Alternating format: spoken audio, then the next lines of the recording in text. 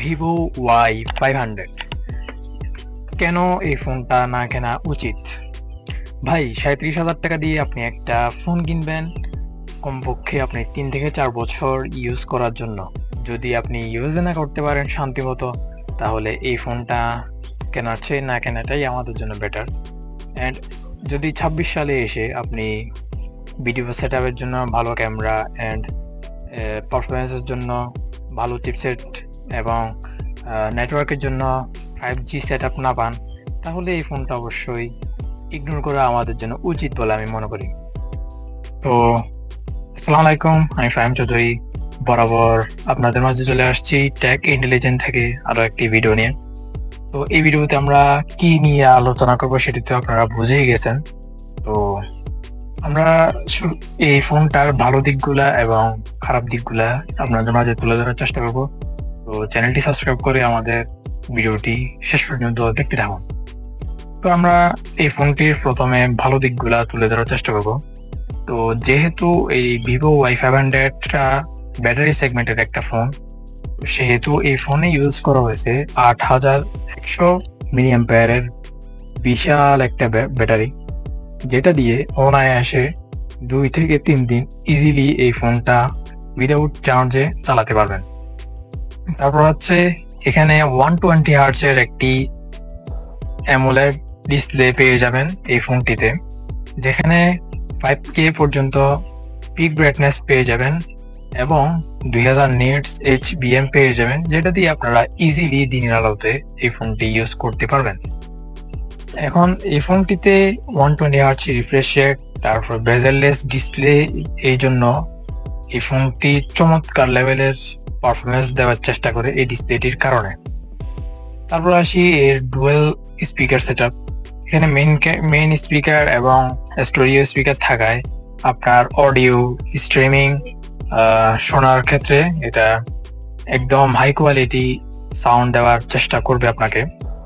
এবং এই ফোনটিতে আরো একটা ভালো দিক রয়েছে, সেটি হচ্ছে এই ফোনটির ওয়াটার এবং ড্রপ রেসিস্ট্যান্ট হিসেবে রয়েছে IP68 এবং 69 ওয়াটার রেসিস্ট্যান্ট, যেটার মাধ্যমে আপনারা পানির নিচে ভিডিওগ্রাফি ফটোগ্রাফি দুটাই ইজিলি করতে পারবেন।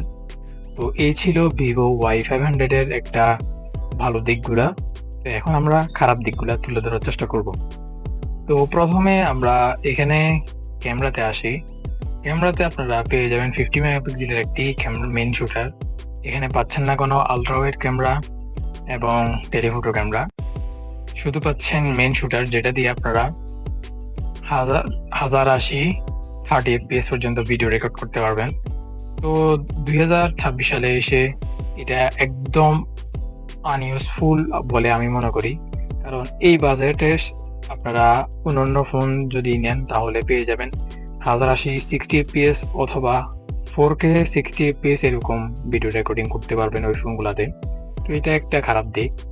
তারপর হচ্ছে এর চার্জারটা দেওয়া হয়েছে 44 ওয়াটের একটা ফাস্ট চার্জার, যেটা দিয়ে এই বিশাল ব্যাটারিটা চার্জ হতে আপনার 2.5 থেকে 3 ঘন্টা মতো সময় লাগতে পারে।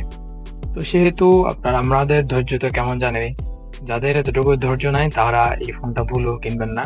কারণ হচ্ছে আপনি 2.5 থেকে 3 ঘন্টা ওয়েট করে এই ফোনটা চার্জ দেওয়ার কোনো মানে হয় না। আপনি 5000 mAh এর ভালো ফোন কিনেন, তাহলে ওইটাই আপনাদের জন্য বেটার হবে। আরো বেশি ওয়াটের চার্জার ওটার সাথে পেয়ে যাবেন বলে আমি মনে করছি এই প্রাইস সেগমেন্টে। তারপর আসি এর 5G সেট আপ না থাকার কারণে 5G চলে আসে অনেক। এই 26 সালে এসে যদি 5G সেট আপ না থাকে একটা ফোনে, তাহলে এর একটা খারাপ দিক অবশ্যই। তারপর হচ্ছে এর চিপসেটটা নিয়ে, মেইন হচ্ছে এই চিপসেট। আপনি একটা ফোন কিনবেন, যদি এই ফোনটা নেক্সট 3 থেকে 4 বছর ইউজ না করতে পারেন, তাহলে এই ফোনটা কেনার কোনো মানে হয় না।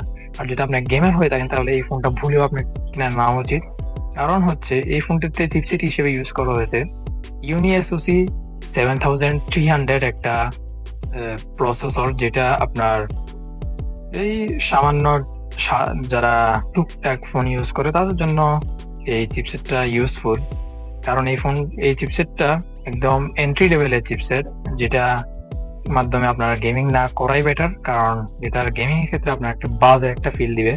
তো এই প্রাইস সেগমেন্টে এই চিপসেটটা একদম কম হয়েছে, একদম লো হয়ে গেছে। তো এখন আসি, আমরা খারাপ দিকগুলোও তুলে ধরছি, ভালো দিকগুলোও তুলে ধরছি। তো এখন ফোনটা কারা কিনবেন আসলে?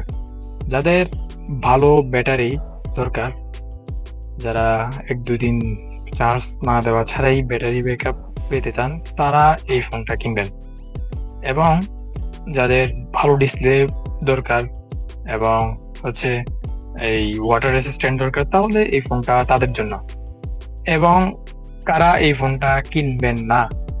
যারা হচ্ছে আসলে সোশ্যাল মিডিয়াতে কন্টেন্ট ক্রিয়েটিং করেন, অবশ্যই তারা এই ফোনটা খুব দ্রুত ইগনোর করবেন। কারণ হচ্ছে এই ফোনটিতে ক্যামেরা সেটআপ একদম দুর্বল করা হয়েছে। তারপর হচ্ছে 26 সালে একটা আলট্রা ওয়াইড ক্যামেরা না থাকা একটা ফোনে, এটা মানানসই হয় না আসলে। তো যারা কন্টেন্ট ক্রিয়েটর আছেন তারা এই ফোনটা ইগনোর করবেন। গেমার না, যারা টুকটাক সোশ্যাল মিডিয়া ইউজ করবেন বা কন্ট্যাক্ট অ্যাপস গুলা ইউজ করবেন, তাদের জন্য এই ফোনটা ইউজফুল। এই বাজেট সেগমেন্টে মূলত এর ব্যাটারিটা হচ্ছে মূল আকর্ষণ এবং ডিসপ্লেটাই হচ্ছে মূল আকর্ষণ। তো আপনারা নিশ্চয় বুঝে গেছেন, এর তো প্রাইসে একটা ফোন যদি এগুলাই না থাকে তাহলে এই ফোনটা না কেনাই উচিত। তার উপরে একদম দুর্বল একটা প্রসেসর ইউজ করা হয়েছে, তো এই ফোনটাকে ইগনোর করাই আমাদের জন্য বেটার হবে বলে আমি মনে করছি। তো ভিডিও কেমন লাগছে অবশ্যই যদি কমেন্ট সেকশনে জানিয়ে দিবেন।